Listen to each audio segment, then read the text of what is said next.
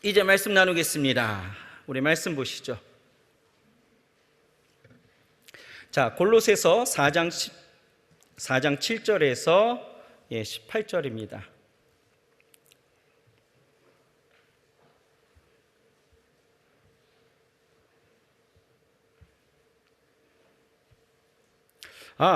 제가 나오니까 희한하죠? 갑자기 왜 담임 목사님이 안 나오시고 강 목사 나왔을까 싶으셨을 텐데요. 담임 목사님께서 월화수 해서 동계 휴가를 가셨어요. 그래서 2025년도를 잘 준비하시면서 이번에 좀 계획하는 시간을 좀 가지시려고 3일간의 휴가를 가셨습니다. 그래서 오늘 부득이하게 제가 나왔습니다. 자, 사랑해 주시고, 자, 골로새서 4장 7절에서 18절 찾으셨죠? 같이 함께 읽습니다. 시작. 두기구가 내 사정을 다 너희에게 알게 하리니 그는 사랑을 받는 형제요 신실한 일꾼이요 주 안에서 함께 된 종이라. 내가 저를 특별히 너희에게 보낸 것은 너희로 우리 사정을 알게 하고 너희 마음을 위로하게 하려 함이라. 신실하고 사랑을 받는 형제 오네시모를 함께 보내노니 그는 너희에게서 온 사람이라. 저희가 여기 일을 다 너희에게 알게 하리라. 나와 함께 갇힌 아리스다고와 바나바의 생질 마가와 이 마가에 대하여 너희가 명을 받았음에 그가 이르거든 영접하라. 유스도라 하는 예수도 너희에게 문안하니 저희는 할례당이라. 이들만 하나님의 나라를 위하여 함께 역사하는 자들이니 이런 사람들이 나의 위로가 되었느니라. 그리스도 예수의 종인 너희에게서 온 에바브라가 너희에게 문안하니 저가 항상 너희를 위하여 애써 기도하여 너희로 하나님의 모든 뜻 가운데 완전하고 확신 있게 서기를 구하나니 그가 너희와 라오디게아에 있는 자들과 히에라볼리에 있는 자들을 위하여 많이 수고하는 것을 내가 증거하노라.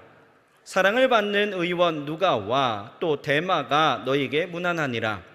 라오디게아에 있는 형제들과 num바와 그 여자의 집에 있는 교회에 문안하고 이 편지를 너희에게서 읽은 후에 라오디게아인의 교회에서도 읽게 하고 또 라오디게아로서 오는 편지를 너희도 읽으라. 아키포에게 이르기를 주 안에서 바른 직분을 삼가 이루라고 하라. 나 바울은 친필로 문안하노니 나의 매인 것을 생각하라. 은혜가 너희에게 있을지어다. 아멘.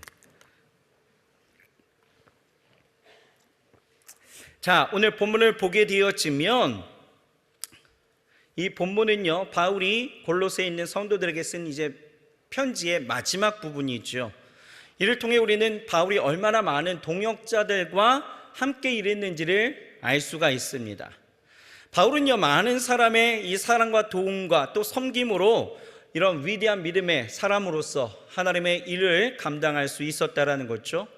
그래서 이 본문은 교회가 무엇인지 또 성도다운 것이 무엇인지 우리에게 알려주는 것입니다. 그래서 교회는 뭐냐? 교회는요, 함께하는 공동체이다라는 것입니다. 자, 7절에서 11절에 지배하는 중요한 한 단어가 있는데요, 뭐라고 생각하십니까? 7절에서 11절에 봤더니 반복되는 단어가 나타나 있다는 거예요. 뭐냐 하면 함께예요. 함께. 여러 번 반복되는 것을 보면 교회가 가지고 있는 성격이 무엇인지 우리에게 말해주고 있다는 거죠. 7절을 보면 주 안에서 함께 종이 된 자라고 이야기하고, 9절에 보면 오네시모를 함께 보내노니, 또 10절에 봤더니 나와 함께 갇힌 아리스다고, 그리고 11절에 봤더니 하나님의 나라를 위하여 함께 역사하는 자들이니 라고 이야기하고 있죠. 교회는요, 함께하는 공동체이다라는 거예요. 교회는 유기적인 한 몸이 되기 때문에 각 지체들이 자신의 역할을 신실하게 감당하면서 교회는 그렇게 세워져야 된다라는 것이죠. 교회는요, 결코 홀로 세워질 수가 없다라는 것입니다. 하나님은 탁월한 그런 능력이 있다고 해도 이 다른 사람의 도움 없이는 존재할 수가 없고, 다른 사람과의 함께하지 않는다라면 참된 행복을 느낄 수 없도록 사람을 만드셨다라는 거예요. 그래서 사람은 반드시 다른 사람들과 함께 해야만 하나님의 일을 온전히 이룰 수가 있다라는 것입니다. 여러분, 우리가 출애굽을 한번 생각해 보면 출애굽에 가장 생각나는 사람이 누구입니까? 모세이죠. 그죠? 모세, 지도자. 우리가 출애굽하면 모세만이 우리가 생각나게 되어지지만 사실 하나님이 출애굽의 역사 가운데에서 이스라엘 공동체를 위해서 모세와 같은 지도자도 세우셨지만 그에게는 누가 있었습니까? 아론도 있었고 훌도 있었단 말이에요. 또 전장에서 뛰어줄 여호수아도 있었고 갈렙도 있었단 말이죠. 또 그의 어떤 공동체를 잘 지도하기 위해서 뭐가 있었어요? 천부장도 있었고 백부장도 있었고 50부장도 있었고 10부장도 있었단 말이죠. 그러한 이들이 함께 있었기 때문에 출애굽의 모든 과정의 조직적 운영이 가능하고 이 출애굽이 온전히 이루어질 수 있었다라는 거예요. 여러분, 교회의 공동체가 굉장히 중요합니다. 교회는요, 이러한 아무 이해 타산 없이 다른 사람들과 함께 할 수 있는 유일한 공동체이다라는 거죠. 그런데 교회에 만약 함께하는 동역이 없다라면 여러분 어떨까요? 이 교회는요, 결코 건강하다라고 이야기할 수가 없다라는 거예요. 여러분 생각해 보세요. 교회 성도가 10만이 되어진대요. 그런 교회가 있다라고 한번 생각해 봅시다. 밖에서 볼 때는요, 이 교회는요 굉장히 부흥한 것처럼 보이죠. 건강하고 아주 건실한 교회라고 생각합니다. 그런데 만약에 교회 성도가 다 모두가 썬데이 신자라면, 주일에만 나오는 성도라면 여러분 이것은 얘기가 달라진다라는 거죠. 이 교회는요 결코 건강하다라고 이야기할 수가 없다라는 것입니다. 물론 교회라는 것이 예배적 기능이 가장 중요한 사역이 되어져서 뭐 썬데이 신자 뭐 괜찮아요. 그런데 여러분 교회에서 이 예배적 기능도 중요하지만 이에 못지않게 중요한 것이 무엇입니까? 하나님의 그 교제와 못지않게 중요한 것은 바로 성도 간의 교제다란 말이에요. 그 안에서 이루어지는 더불어 성장하는 이 사역적 기능을 우리는 결코 무시할 수가 없다라는 거죠. 그래서 교회는 모든 성도의 몸의 일부로서 자기에게 주어진 역할을 감당하면서 함께 지어져가는 교회가 건강한 교회다라는 거예요. 교회는 이렇게 바울같이 탁월한 사람이나 또 다른 이런 어떤 평범한 사람들도 있어야 되고요, 건강한 사람도 있어야 되지만 또 연약한 사람들도 더불어 함께 섬기며 연합하며 나아가는 교회이다라는 거예요. 그래서 교회는 어떤 세상적인 그런 어떤 집단처럼 훌륭하고 어떤 탁월한 한두 사람으로 주도해 나가는 공동체는 아니다라는 거죠. 교회는 가장 능하고 높은 사람이 오히려 종이 되어 섬기게 되어지고 또 도움이 필요한 연약한 사람들이 그 중심이 되어져서 그들을 귀하게 여기며 함께 이루어가는 섬기는 교회가 되어져야 된다라는 것입니다. 그래서 성도들은 모두가 교회가 이런 공동체가 되어지도록 각자의 역할을 감당할 책임이 모두에게 있다라는 거예요. 그것은 구역장님들에게만 있는 것도 아니고 목회자들에게만 있는 것도 아니고 누구에게요? 성도의 모든 자들의 책임이고 그들이 함께 해야 될 일들이다라는 거예요. 그러니 가난한 사람, 배우지 못한 사람, 사회에서 실패한 사람, 장애와 질병을 가진 사람, 그 어떤 사람이 와도 교회 안에서는 소외당하거나 외로워하거나 열등감에 사로잡히지 않도록 이들과 연합하고 함께 자라가도록 하는 것이 교회이다. 인정하시나요? 이런 면에서 보니 이 바울은요, 어떻게 보면 우리가 이 바울의 생애, 그 다음에 바울의 사역을 보면 참 외로웠겠다, 힘겨웠겠다라고 생각을 하지만 오늘 우리가 보게 되어지는 이 동역자들을 보게 되어지면 바울은 참 행복한 사람이었고 이렇게 교회를 온전히 이루어갈 수 있었음에, 이렇게 하나님의 일을 이루어갈 수 있었음에 우리가 다시 한번 힘을 얻게 되어진다라는 것이죠. 그래서 오늘 본문을 보게 되어지면 이렇게 바울과 함께 했던 동역자들이 하나하나 우리에게 언급되어지고 있는데요. 자, 그런 의미에서 이제 우리가 효화행복 우리 교재를 같이 보실 거예요. 자, 첫 번째 단락을 우리 같이 한번 읽어보겠습니다. 첫 번째 단락입니다. 오늘 본문에는 여러 사람의 이름이 언급됩니다. 대부분은 이 편지 외에는 달리 알 길이 없는 사람들입니다. 물론 편지는 받아보는 골로새 성도들에게는 익히 아는 사람들의 이름들도 있었지만 말입니다. 먼저는 이 편지를 들고 가는 두기고와 오네시모 두 사람을 언급합니다. 편지에 다 쓰지 못한 바울의 사정과 여기 일은 이 두 사람이 이야기 줄 것입니다. 그들의 이야기를 들으면 골로새 성도들이 위로를 받을 것이라는 바울의 말에는 바울 자신의 어려운 사정을 걱정하는 골로새 성도들을 오히려 위로하려는 바울의 이타적 태도가 배어 있습니다. 그들은 서로를 위해 걱정하고 있습니다. 바울과 골로새 성도들은 이 편지가 쓰이기 전에 만난 적이 없습니다. 그런데도 복음으로 인해 서로 사랑으로 연결되어 있습니다. 자, 우리 첫 번째 단락에서 우리 두 사람을 먼저 발견할 수가 있습니다. 첫 번째는 누구입니까? 두기고죠. 두기고. 골로새서 4장 7절을 보면 이렇게 나와 있어요. 같이 한번 읽읍시다. 시작. 두기고가 내 사정을 다 너희에게 알려주리니 그는 사랑받는 형제요 신실한 일꾼이요 주 안에서 함께 종이 된 자니라. 두기고는요, 이 사도행전 20장에 나오는 사람이에요. 기근이 들어서 먹고 사는 것에 많은 어려움을 갖고 있었던 이 예루살렘 교회를 위해서 바울은요, 선교 사역하면서 이제 그 열매였던 이방에 있는 교회들을 독려해서 헌금을 모금하게 되어집니다. 그래서 이 바울은요, 모인 헌금을 이제 혼자 예루살렘으로 가지고 가지 아니하고 선교 사역에 함께했던 여러 지체들을 데리고 갔단 말이에요. 함께 갔다라는 거예요. 그 일행 가운데 한 사람이 바로 두기고였다라는 것입니다. 이 두기고에 대한 다른 성경의 내용들은요, 뭐 사도행전, 에베소서, 디모데후서, 그리고 디도서에도 나오는데요. 이 골로새서에 이 두기고를 설명했던 부분하고 거의 흡사하게 나타나 있다라는 거예요. 그가 했던 역할이 비슷했다라는 거죠. 보게 되어지면 에베소서 6장 21절 22절을 보면 이렇게 나와 있습니다. 같이 한번 읽어보실까요? 시작.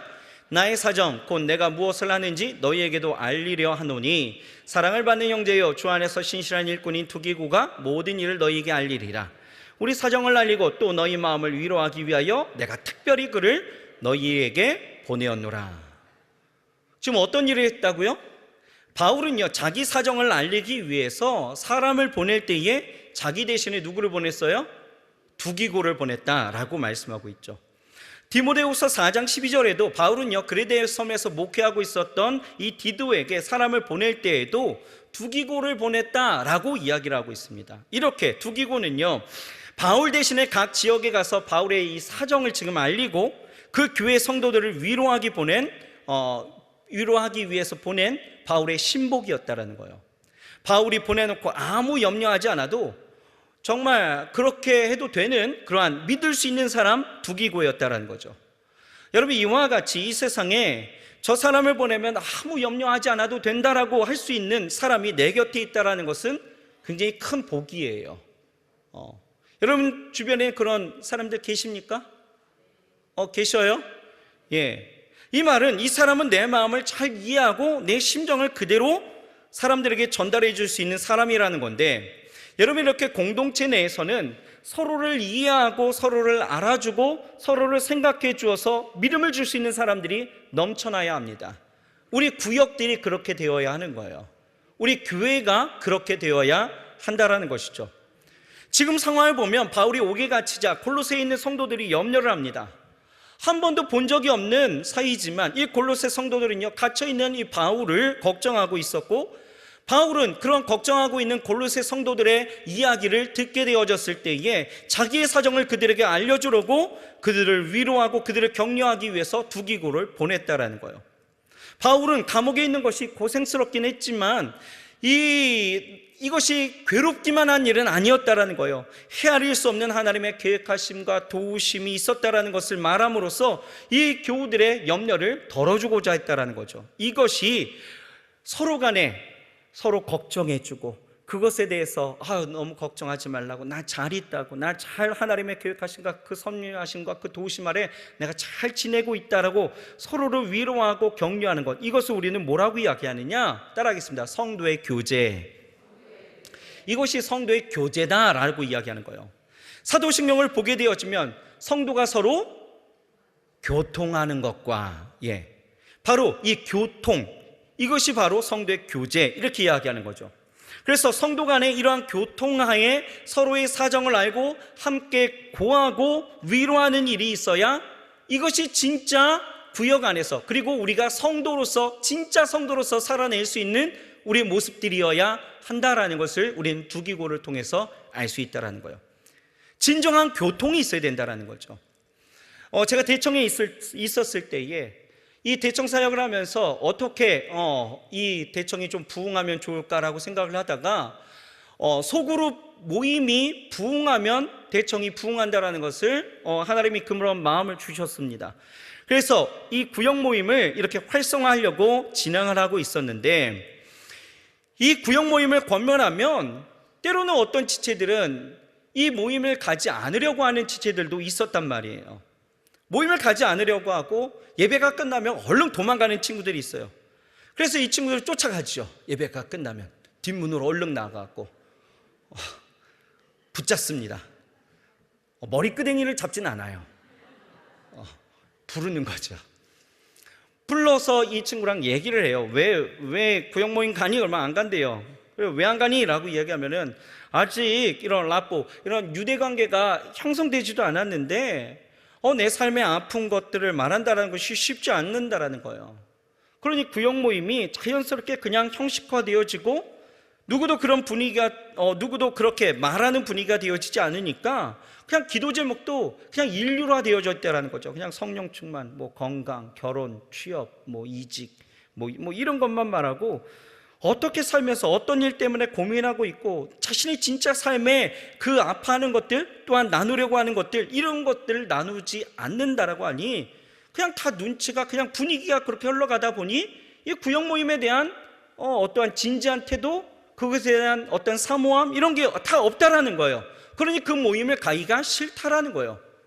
그 마음이 이해되어지는 거죠. 뭐 그렇게 형식적으로 가서 앉아있으려면 뭐 하려고 앉아있습니까? 그래서 안 되겠다 싶어갖고 이 소그룹 모임을요 좀 세분화를 했습니다. 그래서 구역 모임을 좀 더 세분화해서 정말 나눌 수 있는 친구들 5명에서 10명 정도를 모임으로 갖게 하고, 이 나눔을 할 수 있는 어떤 친분이 있는 구조로 구역을 형성해 가면서 이 구역장들 모임 가운데서 먼저 구역장이 좀 이러한 부분에 있어서 그 마음을 나눌 수 있어야 자연스럽게 다른 이들도 좀 나눌 수 있는 어떤 그러한 관계가 형성되어질 것 같아갖고 구역장들 모임을 먼저 갖게 되어지면서 그들을 좀 더 그 마음 가운데 그런 분위기가 되어질 수 있도록 그들을 같이 나누고 그들의 마음을 같이 헤아려 주고 그렇게 기도하면서 그렇게 나아갔더니, 그러면서 구역에 내보냈더니요 구역 모임이 정말 그렇게 되어지더라는 거예요. 활성화되어지는 거죠.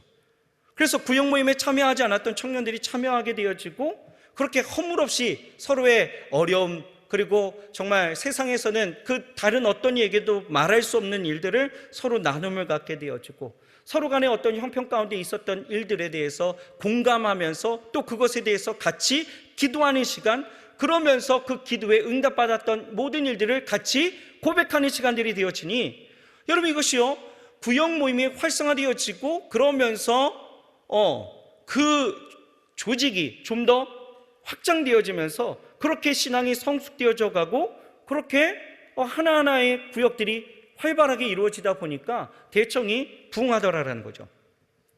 여러분, 우리의 구역 모임들이 이런 분위기로 바뀌어야 됩니다. 많은 성도들이 어려운 이야기를 구역 식구들 가운데에서 하지 못하는 경우들이 분명히 있을 것 같아요. 그냥 말하면 나의 허물이 드러나니까 그냥 창피하기도 하고, 믿고 말했는데 때로는 이것이 가십거리가 되어졌고, 또 많은 사람들이 입에 오르고 내리고 하다 보니까 이 마음의 문을 그냥 닫아버리는 거죠. 바라기는요 피상적인 모임을 여러분 피하십시오.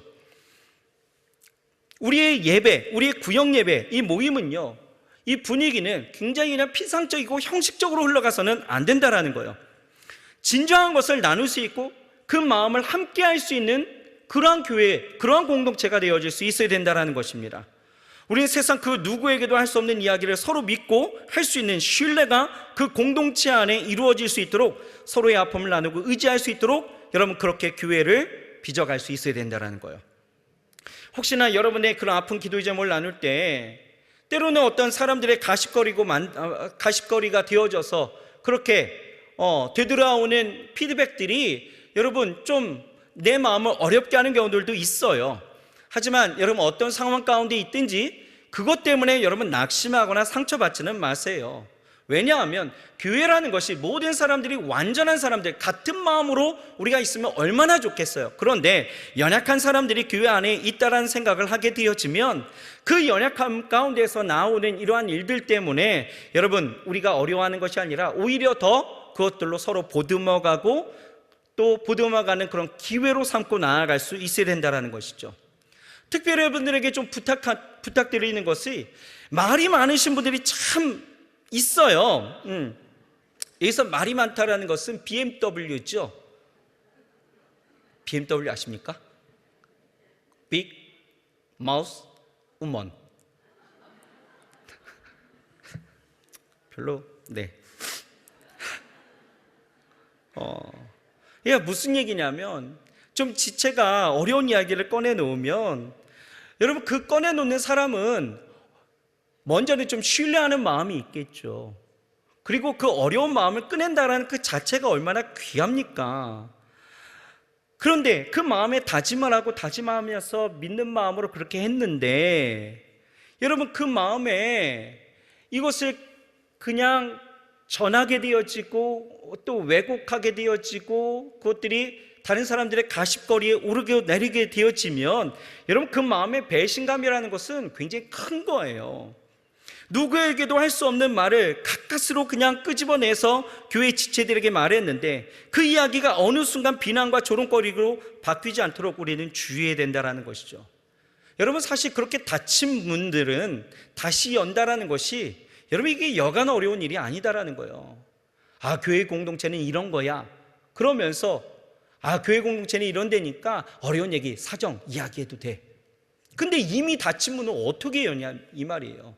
또 내가 혹여나 이렇게 이야기했을 때 이것들이 다른 사람들에게 입에 오르지는 않을까 하는 그런 염려와 그러한 마음들이 생기게 되어지면요, 이렇게 다시 연다라는 것은 정말 바다 모래 가운데에서 쌀알 하나 찾는 거하고 똑같은 거예요. 너무 힘든 거예요. 이건 불가능한 거예요.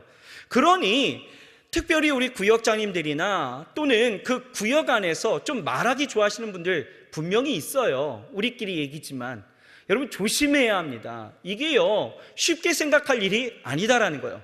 우리가 함께 지어져 가고 만들어 가야 되는 교회이고 구역이어야 합니다. 그러면 그렇게 어렵게 꺼내는 이야기에 대한 마음의 공감과 그렇게 함께 기도해 줄 수 있는 마음이 더 커져야 되지, 그것을 말하고 그것을 떠들고 그것에 대해서 논평하고 그것에 대해서 조롱한다라는 것은 여러분 있을 수도 없어야 된다라는 것이죠. 그러니 여러분 형식적으로 만나는 그런 피상적 모임이 되지 않도록 피해야 된다라는 것을 우리는 이 두 기고를 통해서 먼저 알아볼 수 있는 거예요. 자, 그리고 두 번째는 누가 나오냐? 오네시모가 나오죠. 오네시모. 자, 이 오네시모는요 4장 9절에 그렇게 나와 있습니다. 같이 한번 읽어볼까요? 시작. 신실하고 사랑을 받는 형제 오네시모를 함께 보내노니 그는 너희에게서 온 사람이라. 그들이 여기 일을 다 너희에게 알려주리라. 여러분 오네시모 우리 익히 들었습니다. 잘 아시죠? 모르십니까? 아시죠? 그냥 이렇게 하셔요. 제가 그렇다고 탁경자 권사님 이 사람이 누굽니까? 막 이렇게 이야기하진 않아요. 제가 굉장히 착하거든요. 그러니까 그냥 오네시모 모르시면 빨리 이제 집에 가셔갖고 빨리 찾아보시면 되는 거잖아요. 그죠? 예, 오네시모 아시죠? 이 오네시모는요 우리가 익히 들어봤습니다. 어디 나오는 인물입니까? 빌레몬서에 나오는 사람이에요. 그죠? 빌레몬서는요 다른 성경과 굉장히 특별하게 좀 구분점이 있다라는 거예요. 독특합니다. 왜냐하면 예를 들어서 이 로마서 같은 경우에는 구원이라는 거대 담론을 담고 있다라면 또 에베소서는 로마서와 못지않게 교회라는 어떤 영광스러운 주제를 가지고 신학적인 그런 내용을 다루고 있다란 말이에요. 그런데 이 빌레몬서는요 그냥 교회는 무엇인고 또 예수를 믿는 성도가 된다라는 것은 무엇인가에 대해서 그냥 이 빌레몬과 오네시모의 그 관계 속에서 그 주제를 그냥 한눈에 보여주게 하는 그냥 짧은 한 장의 성경이다라는 거예요. 그런데 이 빌레몬서를 보면 어떻습니까? 사도 바울이요, 골로새 성도였고 장로였고 부자였던 이 빌레몬의 집에서 이제 어떤 잘못을 저지르고 로마로 도망쳤다가 자신에게 복음을 듣고 주님을 영접한 이 노예였던 오네시모를 주인에게 돌려보내면서 이 빌레몬에게 붙였던 편지가 바로 빌레몬서죠. 여러분, 당시 로마 사회 가운데에서 노예가 도망간다는 것은 중죄입니다. 그뿐 아니라 도망간 노예를 집에 감춰주거나 숨겨주거나 밥을 해주거나 어떤 일들을 해줘도 이 벌은요 상당하다라는 거예요. 그런 중에 죄인이었던 오네시모가 주인의 물건을 훔쳐서 달아났다가 또 로마에서 어떤 일들을 좀 벌인 것 같아요. 잡혔단 말이에요. 잡혔는데 그 감옥에서 이 오네시모가 누구를 만나느냐? 바울을 만났다라는 거죠. 바울은요 이 오네시모를요 이렇게 소개하고 있습니다. 빌레몬서 1장 8절에서 10절 같이 한번 읽어봅시다. 시작. 이러므로 내가 그리스도 안에서 아주 담대하게 내게 마땅한 일로 명할 수도 있으나 도리어 사랑으로서 간구하노로 나아가 많은 바울은 지금 또 예수 그리스도를 위하여 갇힌 자 되어 갇힌 중에서 낳은 아들 오네시모를 위해서 내게 간구하노라. 여기서 아주 특별한 말이 나오고 있단 말이죠. 뭘까요? 예?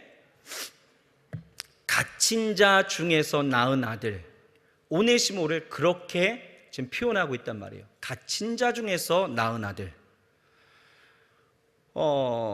생각해 보세요. 주인의 집에서 도망간 패역한 종, 거기에다가 주인의 물건까지 훔쳐 달아난 죄인이었습니다. 근데 이 오네시모를요 갇힌 자 중에 낳은 아들, 어떻게 보면 디모데급으로 취급하고 있단 말이에요. 왜냐하면 이 바울은요 복음을 전하는 전도자로서 수많은 사람을 만났잖아요. 그들은 바울의 전도를 통해서 구원을 받았던 사람들이었습니다. 그런데도 바울은요 그 수많은 사람들 가운데에서 아들이다라고 부른 사람은요 오네시모 그리고 디모데, 디도밖에 없어요. 그런데 고무적이죠. 그런 노예였고 그리고 범죄를 저지른 악한 사람이었단 말이에요. 그런데 이 사람을 지금 디모데급으로, 정말 신실하게 하나님의 말씀으로 자라났던 디모데급으로 취급하고 있다는 것, 이것은 굉장히 고무적인 일이죠. 여러분 이게 기독교다란 말이에요. 기독교. 어제까지는 죄인이었지만 여러분 복음을 듣고 주님을 만나서 변화됨으로써 거듭나서 새 사람이 된 이 오네시모, 여러분 이 오네시모를 바울은 아들이라고 부르면서 그와 함께 즐거워하던 이 오네시모를 어떻게 합니까? 이제 주인이었던 빌레몬에게 다시 돌려보내는 거예요. 여러분 사실 이것은 자칫 오네시모를 죽일 수도 있었던 일들이었다라는 거죠. 하지만 바울은요 빌레몬의 신앙인격을 신뢰하면서 그를 돌려보내게 되어집니다. 그런데 이 모습이 굉장히 독특한 거예요. 뭐냐 하면 오네시모는요 바울에게 도움이 되었지만, 야 네가 기독교인이니까 네가 주인에게 돌아가서 이제 너를 네가 회복되어짐에 주인에게 돌아가서 주인을 섬겨야 될 너에게 의무가 있어, 이렇게 이야기하지 않았다라는 거예요. 오히려 사회적인 제도나 관습을 뛰어넘어서 그 제도가 바뀔 수 있도록 그를 통하여 이 일들을 이루었다라는 거죠.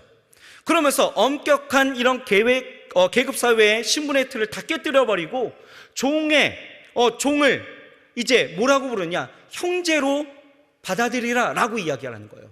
이 빌레몬에게 바울을 대하듯 오네시모를 대하고, 오네시모가 훔친 물건의 값은 내가 대신해서 다 갚아주겠으니 그것을 내게 청구하라, 이렇게 이야기하고 있다는 거죠. 여러분 이 모습을 보면 비견 누가 생각나야 됩니까? 예수님이 생각나죠. 여러분 우리 예수님께서는요 우리에게 하신 것과 똑같았던 방법이었다는 거예요. 여러분 생각해 보세요. 우리 같은 자격 없는 자들에게 대신값을 지불해 주셨다라는 거죠. 죄의 종으로 살아갈 수밖에 없었던 우리를 자녀 삼아 주셨다라는 거예요. 이렇게 일을 아는 이 빌레몬에게, 이 모든 진리를 아는 이 빌레몬에게 오네시모를 그렇게 대하라, 이렇게 말하는 거죠. 여기서 우리는요 두 가지를 좀 생각해야 합니다. 두 가지 입장을. 첫 번째는 내가 오네시모의 처지였다라면 여러분 빌레몬에게 가서 용서를 구해야 합니다. 맞죠? 내가 훔쳐 달아난 사람 아닙니까? 주인에게서 떠나간 사람 아니에요. 그러면 주인에게 가서 용서를 구하는 것이 맞습니다. 그런데 그냥 바울을 만나서 회심했단 말이에요. 그러니 하나님이 나를 용서해 주셨으니까 이게 다 끝났어, 그러면서 입 닫게 되어진다라면 여러분 이게 맞습니까? 여러분 이것은 기독교에서 말하는 용서가 아니단 말이에요. 빌레몬에게 가서 내가 죽을 죄를 지었습니다, 나는 악한 자입니다, 나를 용서해 주십시오라고 구하는 것이 용서의 첫 번째, 이것이 맞다라는 거죠. 그럼 두 번째는 뭘까요? 빌레몬의 상황이다라는 거예요. 오네시모를 향해서, 빌레몬의 상황이라면 이 오네시모를 향해서 우리는 어떻게 돼요? 형제여, 예수께서 나를 용서해 주신 것처럼 나도 형제를 용서합니다. 당신은 더 이상 용서받을 종이 아니라 나의 형제이고 바울과 같이 나에게 귀한 사람입니다라고 고백해 줄 수 있는 거죠. 그를 받아들여야 된다는 거예요. 여러분, 교회는 죄인들의 공동체예요. 완전한 사람이 한 사람도 없습니다. 아직도 수많은 과정을 통해서 아픔과 상처와 실패를 경험한 사람들의 모임이 있고요, 수많은 실패와 한계와 나약함을 동시에 경험하면서 살아가는 사람들의 모인 공동체가 교회예요. 그러므로 교회는 어떻게 됩니까?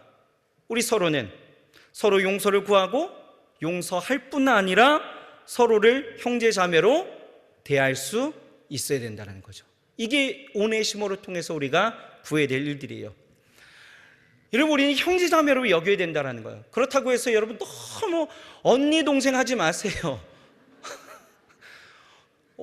교회에서 봤더니 언니, 여러분 너무 언니 동생, 그 관계보단 교회 안에선 형제 자매, 이게 더 좋은 거예요.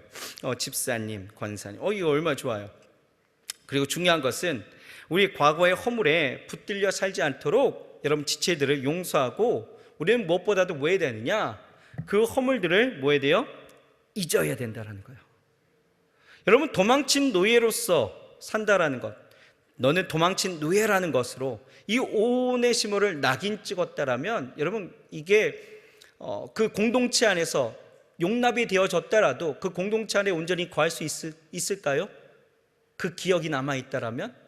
사람은요, 편견과 선입견을 갖고 있는 동물이기 때문에 이러한 것들이 내게서 지워지지 않는다라면 사람이 사람을 대하는 이러한 모습 가운데에서 늘 넘어야 될 또 하나의 산이 있어서 온전히 그리고 진심을 다해서 대할 수가 없단 말이에요. 좀 아까 우리 두기고를 통해서 깨달았던 것들이 있잖아요. 서로를 위해서 함께 지어져가는 교회여야 하는데 편견 없이 선입견 없이 나아가야 되는 것이 교회인데, 여러분 우리가 이것을 잊지 않는다면 이것은 용서의 개념에서 아직도 남아있는 숙제가 있다라는 것이죠. 그러니 우리는 어떻게 됩니까? 잊어라. 뭐예요? 제발 잊어라. 잊어야 합니다. 우리는 어쩌면 정말 교만하고 정말 악한 사람일 수도 있어요. 왜 그렇습니까? 우리는 하나님 안에서 용서받기를 기뻐해요. 맞죠? 그런데 다른 사람들을 용서하려고 하지는 않는단 말입니다. 교회는 상처를 주지 않거나 상처를 감싸주기만 하는 공동체는 아니다라는 거예요. 때로는 서로에게 실수와 상처와 아픔을 주기도 겪기도 하죠. 그러나 교회가 다른 것은요, 교회는 그러한 가운데 서로를 용서하면서 한 몸으로 빚어갈 때에 서로의 그러한 실수, 그러한 상처, 그것을 잊어가는 것이 교회입니다. 새롭게 지어져 가는 것, 이게 교회입니다. 그러니 우리는 이 오네시모를 통해서 깨닫는 것이 바로 무엇이냐? 하나님 안에서 우리가 지어져 갈 때에 뭐가 있어야 돼요? 서로 잊어주는 은혜도 있어야 된다. 용서하고 용납하는 그런 관계가 우리 교회 안에서 그리고 구역 안에서 이루어져야 된다. 공동체는 그렇게 만들어져 가는 겁니다. 아셨죠? 자, 이제 두 번째 단락 같이 한번 읽어봅시다. 시작. 그리고 편지를 쓰는 바울과 함께 있는 6명의 이름을 언급합니다. 각각은 다 자신들의 이야기가 있습니다. 아리스다고, 마가, 그리고 유스도는 하나님 나라를 위해 일하는 할례당이었고, 그래서 동료 유대인들에게서 위협과 반대를 많이 당했던 바울에게 큰 위로가 되었던 사람들입니다.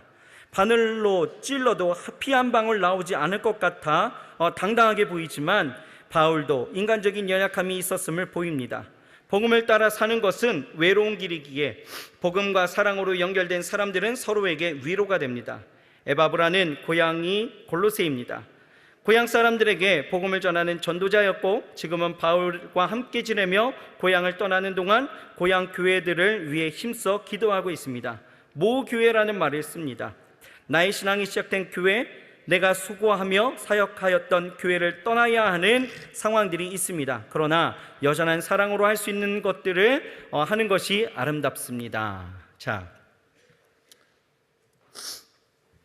우리 4장 10절에서 12절 먼저 읽어보면 이렇게 나와 있죠. 같이 한번 읽읍시다. 시작. 나와 함께 갇힌 아리스도가, 바나바의 생질 마가와 이 마가에 대하여 너희가 명을 받았음에 그가 이러거든 영접하라. 유스도라는 예수도 너희에게 무난하니라. 그들은 헬라파이나 이들만은 하나님의 나라를 위하여 함께 역사하는 자들이니 이런 사람들이 나의 위로가 되었느니라. 자, 이제 이번 두 번째 단락에서는요 6명의 이름을 우리가 볼 수가 있습니다. 먼저는 아리스다고, 그리고 바나바의 생질 조카였죠 마가, 그리고 유스도입니다. 자, 먼저 우리 아리스다고를 우리가 함께 보면요, 이 아리스다고는요 참 독특한 인물이에요. 아주 귀한 인물이죠. 이 아리스다고가 먼저 등장한 것은 사도행전 19장입니다. 바울이요 에베소에서 큰 부흥을 경험한 후에 그 부흥의 여파로 폭동이 일어나요. 왜냐하면 이 에베소 하면 가장 유명한 것이 무엇이냐? 아데미죠. 아데미 신입니다. 그래서 아데미 신전, 아데미 신상인데요, 에베소 사람들이요 바울의 전도로 인해서 예수를 믿게 되어지니까 이 아데미 신상을 사지 않게 되어지는 거죠. 그러자 에베소에서 아데미를 섬기는 사람들과 이 아데미 신상을 만드는 사람들이 자신들의 그 생업이 끊어진 것을 보고 폭동을 일으킨 것입니다.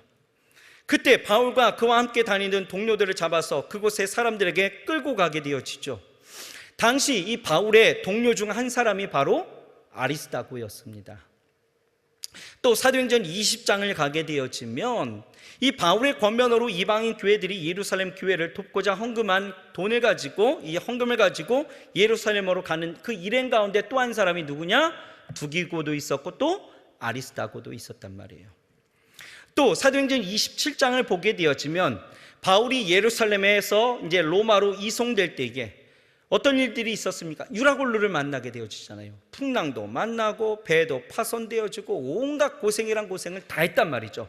그때 그 배에 동행했던 자들 가운데에 이 아리스다고가 있었다라는 거예요. 또 로마에 함께 간 것도 모자라서 본문에 말하는 것처럼 로마에서 이 바울과 함께 옥에 갇히고 함께 고생했던 사람이 누구예요? 이 아리스다고입니다. 그러니까 이 아리스다고는 바울의 모든 행적과 함께하며 고난에도 동참했던 인물이었다라는 것이죠.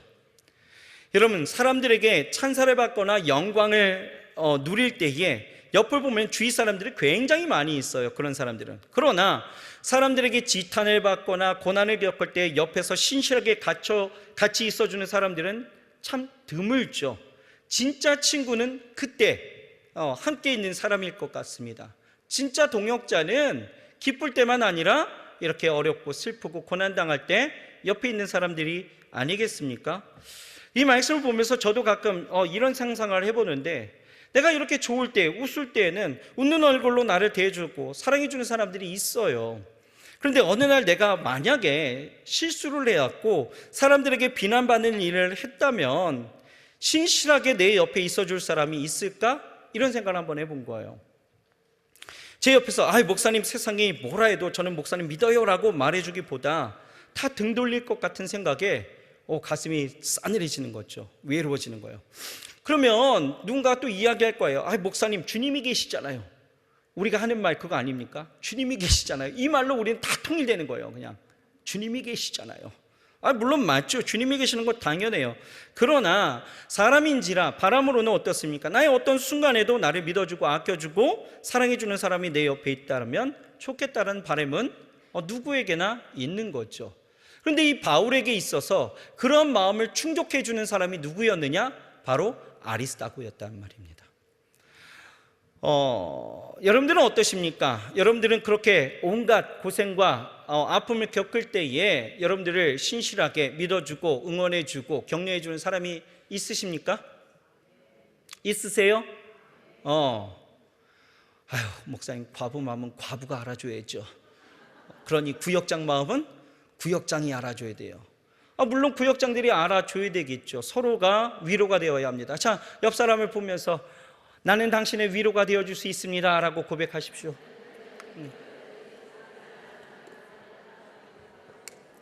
구역장들은 충분히 그렇게 할 수 있어요. 그런데 문제는 뭐냐? 구역 안에서도 마찬가지죠.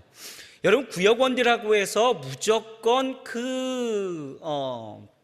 구역 생활이라는 것이 무조건 구역장은 섬겨줘야 되고 구역원들은 그 섬김을 받아야 되는 입장은 아닙니다.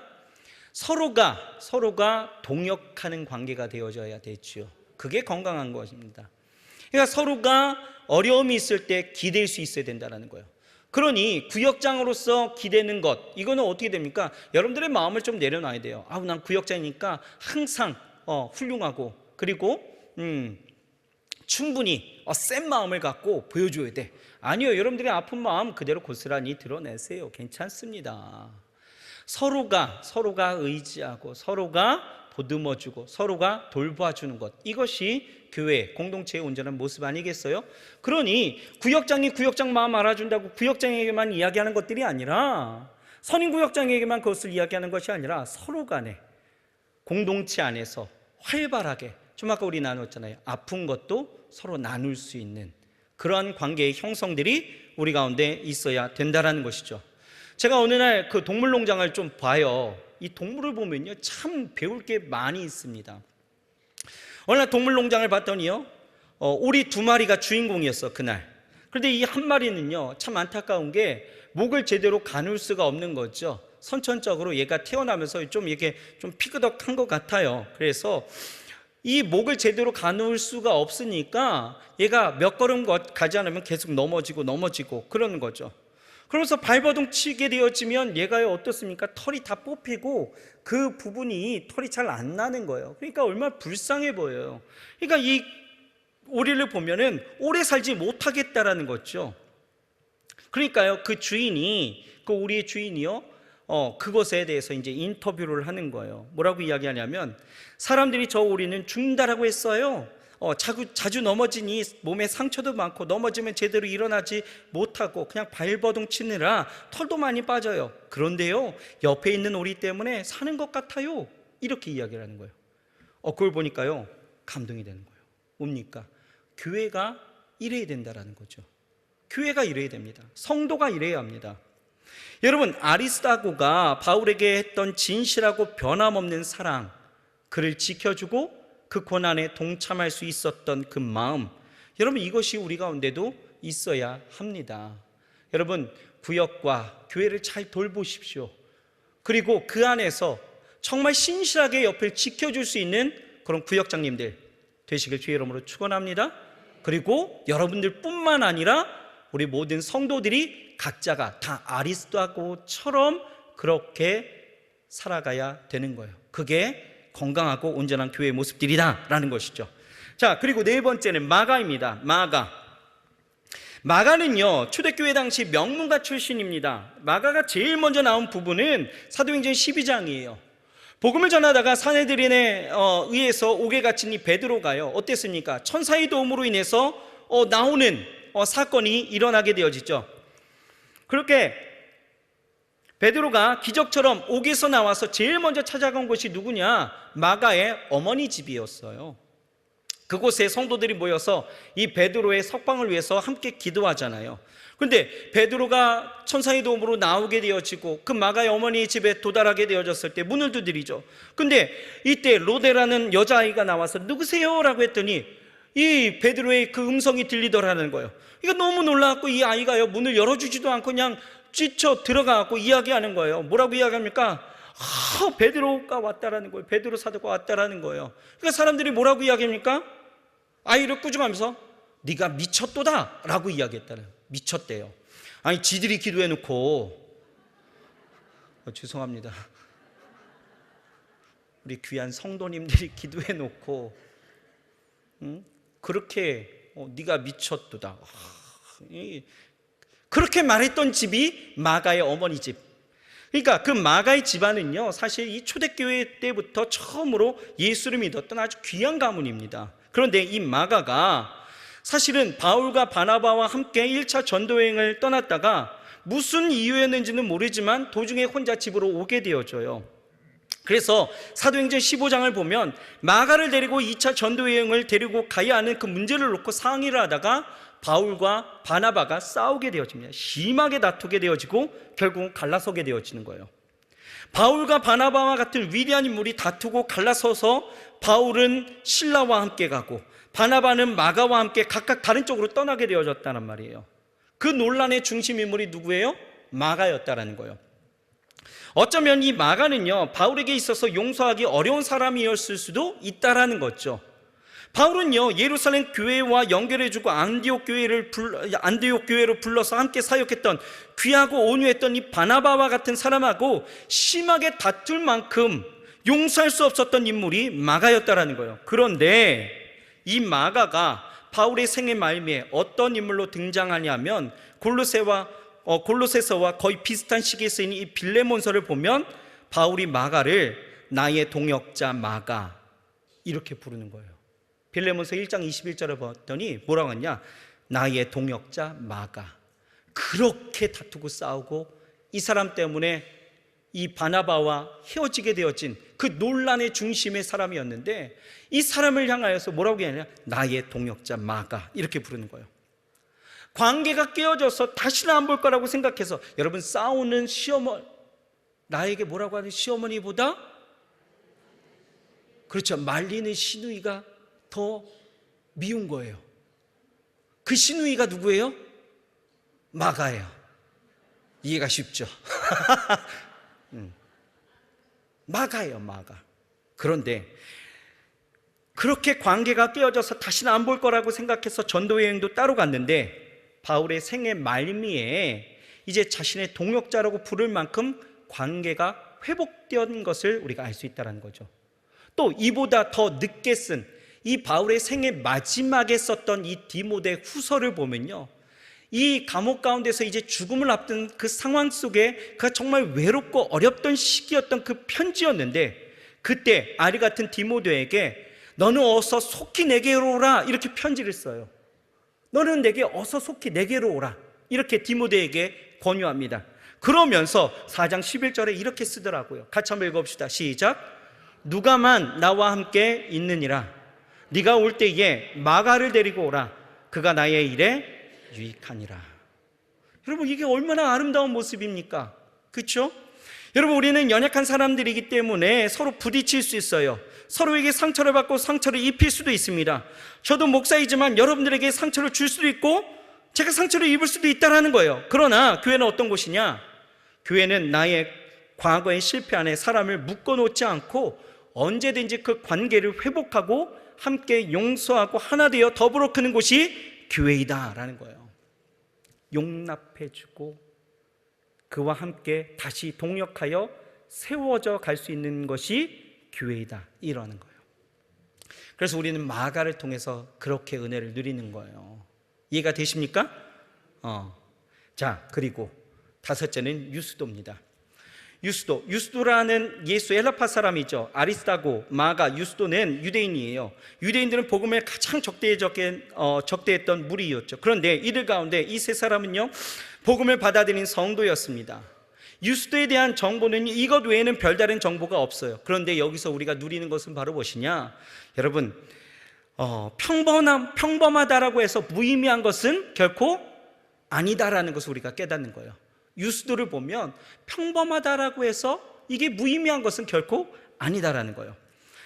여러분 하나님은요 우리를 보실 때에 그렇게 보시지 않는다라는 거예요. 세상은 훌륭하고 탁월하고 도드라져 보이는 어떤 소수에 집중하지만 하나님은요 그렇지 않습니다. 평범해 보이는 그 한 사람 한 사람이 하나님의 눈에는 보배 같다라는 거예요. 저 옆 사람에게 인사합시다. 당신은 보배입니다. 다시 한번, 당신은 평범하지만 하나님 앞에 보배입니다.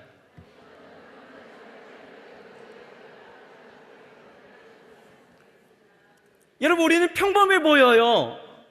여기 바울 같은 사람이 있으십니까? 있을 수도 있죠. 근데 대부분은 우리 다 평범해요. 그렇죠? 저도 여러분들 다 평범한 사람들이에요. 하지만 하나님 보시기에 우리는 너무나 귀한 사람들이다라는 거예요. 여러분, 예수님의 제자들을 보세요. 베드로나 요한같이 정말 널리 알려진 제자들도 있지만 반면에 잘 알려지지 않은, 성경에 잘 기록되지 않은 제자들도 있었단 말이죠. 야고보는 주님의 제자 중에서 제일 먼저 순교했던 사람입니다. 그런데 야고보에 대한 기록 별로 없어요. 평범해 보인다라는 거예요. 그러나 여러분, 이러한 제자들, 이 제자들 정말 평범해 보였지만 이러한 사람들을 통해서 하나님은 세상에 빛을 전하게 하셨고 그들로 세상의 복음을 심어 주었다라는 것이죠. 평범해 보일지 모르지만 항상 주님 안에는 우리가 보석 같은 사람이다, 이 마음을 품고 가야 될 줄 믿습니다. 자, 그리고 여섯째, 에바브라입니다. 여러분, 추론하기에 이 에바브라는요, 에베소에서 바울의 설교를 듣고 회심하고 예수를 믿게 된 사람입니다. 그 후에 바울 밑에 계속 머물지 않고 고향이었던 골로새로 다시 돌아가서 교회를 개척했던 사람이 에바브라예요. 근데 이 에바브라가 골로새 교회에 관한 소식을 가지고 누구에게 갔어요? 바울에게 갔다라는 거예요. 바울에게 골로새 지역의 성도들이 이렇게 당신을 위해서 지금 기도하고 있고 당신을 위해서 걱정하고 있고 당신의 안위를 위해서 지금 힘쓰고 있으면서 기도하고 있습니다 라고 했던 사람이 에바브라예요. 이 다음의 내용을 보면요, 이 에바브라는요, 골로새 교회만 개척한 것이 아니라 라오디게아와 히에라볼리에도 교회를 개척했다는 것을 알 수 있는데, 여러분 12절에서 13절 말씀 같이 한번 읽어봅시다. 시작. 그리스도 예수의 종인 너희에게서 온 에바브라가 너에게 문안하느니라. 그가 항상 너희를 위하여 애써 기도하여 너희로 하나님의 모든 뜻 가운데에서 완전하고 확신 있게 서기를 구하나니, 그가 너희와 라오디게아에 있는 자들과 히에라볼리에 있는 자들을 위하여 많이 수고하는 것을 내가 증언하노라. 여기서 에바브라가 갖고 있는 두 가지 특징이 있어요. 뭡니까? 첫째는 애써 기도했다라는 것. 애써 기도했다. 여기서 애써라는 말은요, 운동선수들이 결승점에 먼저 도착하기 전에 모든 전 근육을 다 사용해서 전력 질주할 때에 쓰는 표현이 애써예요. 애써. 그러니까 이 에바브라는 골로새 교회를 위해서 기도할 때에 자기가 사용할 수 있는 모든 근육을 다 써서 간절히 기도했다라는 거죠. 간절히 기도했던 사람이 에바브라입니다. 또 이 에바브라는요, 두 번째는 뭐예요? 많이 수고했다라고 이야기하죠. 여러분, 교회는요, 수고가 있어야 되는 거예요. 수고하고 땀을 흘린 그곳에 하나님의 은혜가 임하는 줄 믿으시길 바랍니다. 그곳에 또 하나님의 자라게 하시고 성숙하게 하는 은혜가 있다라는 거예요. 우리는 어쩌면 변화산상의 예수님의 말씀을 좀 기억해야 된다는 거예요. 변화산 아래에 있었던 사람들은 어떤 사람들이었습니까? 어쩌면 귀신에 사로잡힌 아들이 불에도 들어가고 물에도 빠져서 고통하는 그 아버지처럼 눈물 흘리는 사람들이 있는데, 이 변화산상 가운데서 베드로는 뭐라고 이야기합니까? 여기가 좋사오니 이 산 위에 초막셋을 짓고 살자라고 이야기하나요? 이때 주님이 뭐라고 이야기합니까? 내려가라 라는 거예요. 내려가라. 여러분, 무슨 얘기입니까? 교회 안에는 이 영광이 좋사오니 하면서 우리 안에서 잘 먹고 잘 사는 것, 이게 중요한 것이 아니다라는 거예요. 우리는 내려가야 된다라는 거예요. 하나님의 은혜가 있어야 된다라는 거예요. 수고가 있어야 된다라는 거예요. 에바브라는 이와 같이 애써 기도하고 애써 정말 힘써 많은 수고를 했던 사람, 이 사람이 에바브라는 거죠. 교회는 이런 사람들이 많아야 될 줄 믿습니다. 수고에 알아주는 사람이 없다라고 해서 그 수고를 외면하지 마시고 다른 지체들보다도 더 많이 수고하고 땀을 흘리면서 눈물을 흘리면서 나아갈 수 있는 그런 일꾼이 되어야 할 줄 믿습니다. 그러한 교회가 건강한 교회가 되어질 수 있다라는 거예요. 재직은 더욱 그렇다라는 거죠. 재직은 직분자로서 세워졌다라는 것이 여러분 더 많이 수고하기 위해서 자원하고 교회가 그것을 인정해서 세워진 직책이지, 결코 머리 높아지고 어깨 뿜뿜하려고 세워지는 직책이 아니다란 말이에요. 그러니 구역장으로서 내가 세움을 받았다? 우리는 뭐 해야 됩니까? 많이 수고해야 합니다. 여봐요, 이게 우리의 현실이에요. 수고하려면은 별로 대답이 없어. 여러분, 많이 수고해야 된다니까요. 여러분, 애써 기도하시고 많이 수고하시길 바랍니다. 그러한 종이 되어야 되는 거예요. 그래야 우리가 칭찬받는 종이 되어질 수 있다는 거죠. 왜 이렇게 빨리 할까요? 시간이 다 됐다라는 거예요. 자, 7번째 누가입니다. 누가는요 의사예요. 사랑받는 의사였고요. 바울이 얼마나 사랑했는지를 알 수 있습니다. 누가는요 대부분의 학자들이 이방인이라 이렇게 추측을 해요. 이방인이었던 누가가 바울의 3차 전도 여행 때 바울과 거의 대부분의 지역을 동행하게 되어집니다. 그리고 바울이 옥에 갇힐 때에도 같이 있었다란 말이에요. 그래서 디모데후서 4장 11절을 보면 우리 좀 아까 보았던 것이 뭡니까? 바울이 죽음을 앞두고 가장 고역하고 외로울 때에 누가만 나와 함께 있느니라 이렇게 이야기하잖아요. 누가가 그 옆에 같이 있었다라는 거예요. 그래서 누가는 바울을 치료하고 몸만 치료하는 것이 아니라 동역자로서 영혼을 함께 붙들었던 신실하고 사랑받는 의사였다라는 거죠. 그래서 이 누가가 가장 눈에 도드라지는 것은 바로 무엇이냐? 이 누가가요 무엇을 썼을까요? 그렇죠, 누가복음을 썼어요. 그리고 누가가 또 뭐 썼을까요? 사도행전을 썼단 말이에요. 무려 52장이나 되어진 이 엄청난 분량의 신약 성경을 기록되어졌을 때 하나님은 이 누가를 사용했단 말이에요. 이방인이었던. 어떻게 보면 여러분 교회 안에서는 뭐 흑수저 금수저 뭐 이런 거 이야기할 수도 있겠지만 하나님의 눈에는요 보배롭지 않은 사람이 아무도 없다라는 것을 우리가 알게 되어지고요, 세상은 스펙이 중요하고 가문이 중요하고 능력이 중요하다 이야기하지만 하나님은요 사람을 사용하시는 그분의 방법은 신묘막측하다라는 거예요.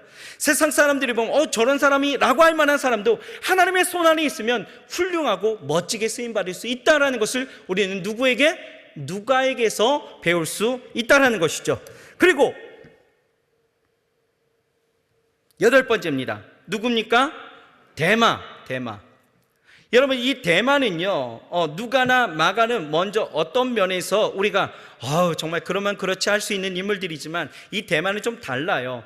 데마는요 디모데후서에 이렇게 기록되어져 있습니다. 같이 한번 읽어봅시다. 시작. 너는 어서 속히 내게로 오라. 데마는 이 세상을 향하여 사랑하여 나를 버리고 데살로니가로 갔고. 여기까지. 데마는 이 세상을 사랑하여 나를 버리고 데살로니가로 갔고. 데마는요 세상을 사랑해서 데살로니가로 갔던 사람.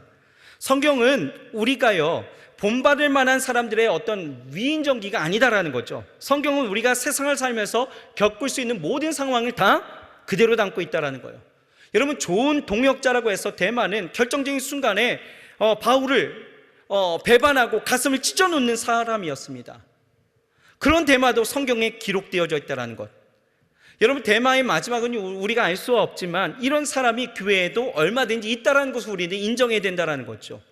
우리가 이 땅을 살면서 데마 같은 사람을 만날 수 있어요. 그러면 이 상황 속에서 우리는 이런 상황 속에서 어떻게 해야 될까? 사람이 이럴 때 어떻게 될까? 너무 아파하면서 힘들어할 수 있다는 거죠. 이때 우리는 어떻게 될까? 여러분 우리는 이때 주님을 생각하셔야 합니다. 여러분 주님은 물으실 거예요. 네가 그때 유다를 내가 그때 유다를 왜 제자로 뽑았는지 넌 알겠니? 라고 질문하실 수 있을 것 같아요. 예수님도 다 아시지만 누구를 뽑으셨어요? 가룟 유다를 뽑으셨다라는 거죠. 여러분 우리는요 배반당해도 어떠한 일들이 있을 때에도 여러분 그 사람에 대해서는 우리가 포기해서는 안 된다라는 거예요. 포기하지 마십시오. 여러분들의 마음을 아프게 하고 상처를 입히고 또한 우리가 어떻게 좀 그 마음의 연약함으로 힘들어할 수 있겠지만 여러분 그런 사람이 교회 안에 있다 할지라도 그런 사람을 여러분 포기하지 마시고 여러분 끝까지 붙잡아 주시길 주의 이름으로 축복합니다. 자, 세 번째 단락입니다. 세 번째 단락 같이 한번 읽읍시다. 시작. 15절에서 16절은 골로새 근처에 있는 라오디게아 교회와의 교류를 권면합니다. 각 교회에 보낸 바울의 편지를 돌아가며 읽어줄 것을 당부합니다. 골로새서가 한 교회만을 위한 편지가 아님을 알 수 있습니다. 어떤 한 개인이나 교회가 혼자 힘으로 살며 다른 그리스도인이나 교회로부터 얻거나 배울 것이 없다고 생각하는 것은 바람직하지도 않고 궁극적으로는 불가능합니다. 골로새서 마지막에 나오는 긴 문안은 어쩌면 바울이 골로새 성도들을 개인적으로 잘 모르기 때문에 그들과 자신을 사랑과 교제로 묶고 싶은 생각을 드러낸 것으로 생각할 수 있습니다. 사람들 그리고 사랑 편지가 보여주려는 것이고 복음이 보여주려는 것입니다. 복음으로 인해서 사람들은 사랑으로 연결됩니다. 우리 좀 아까 함께 지어져가는 교회에 대해서 생각하시면 돼요. 그런데 여기에서는요 또 두 명의 인물이 나오죠. 하나는 눈바입니다. 여성 지도자예요. 이 눈바는 교회를 위해서 자기 집을 열었다라는 거죠. 여러분 요즘은 자기 집을 열지 않아요. 그러니 예배도 어디에서 드려요? 구역 예배도 어디서?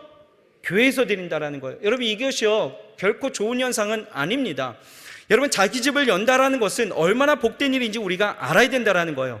요즘 시대가 개인주의적인 시대가 되어지면서 나만의 공간이라는 그런 개념을 집에 적용하지만, 여러분, 집이라는 것은 하나님이 성전으로 만드셨다라는 것 기억하십시오. 그러니 집 안에서의 교제와 예배는 반드시 이루어질 수 있어야 된다는 것. 다만 여러분, 누군가의 집을 나아가게 열게 되어지면 정말 존중해야 될 부분과 자유롭게 좀 넘어가야 될 부분들을 우리는 분별할 수 있어야 된다는 거예요.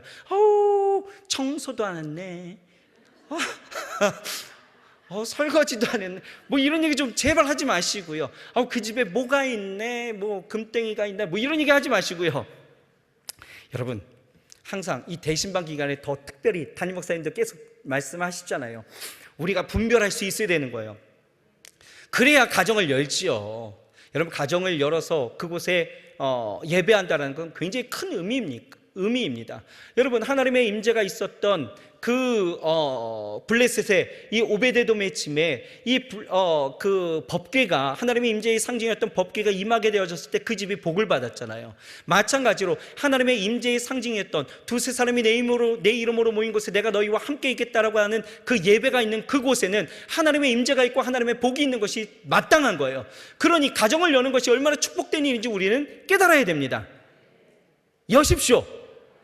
아셨죠? 마지막 아키포입니다.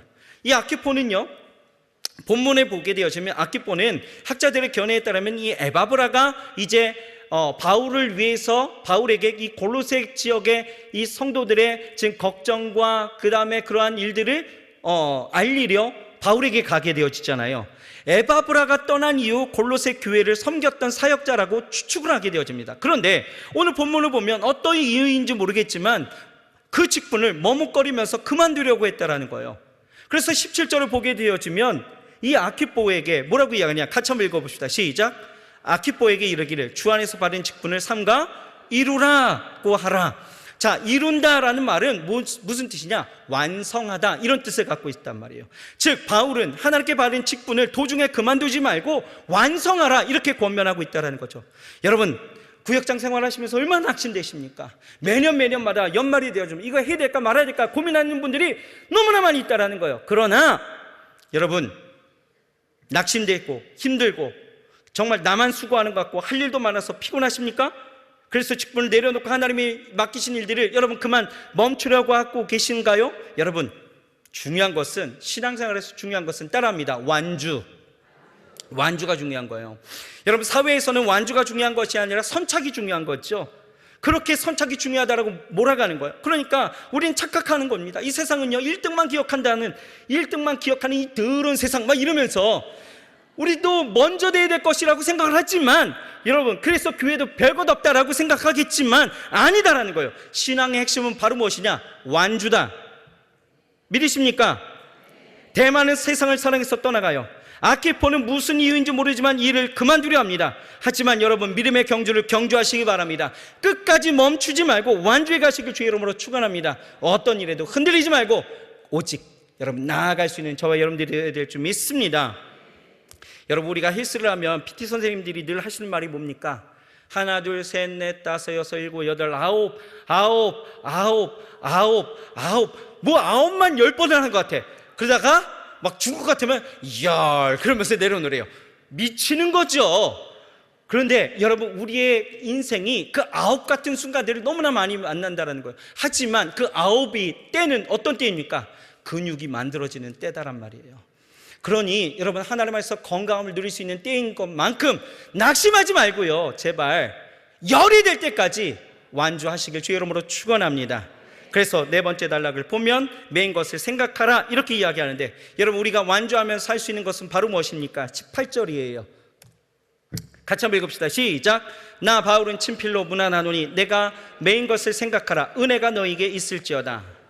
바울은요, 골로새서를 시작하면서 은혜와 평강이 너희에게 있을지어다 라고 시작하죠. 그러면서 마무리하면서도 또 뭐라고 이야기하냐? 은혜가 너희에게 있을지어다 라고 말하고 있다는 말이에요. 무슨 얘기냐? 우리는 하나님의 은혜 가운데서 이 신앙의 영주를 완주할 수 있어야 한다.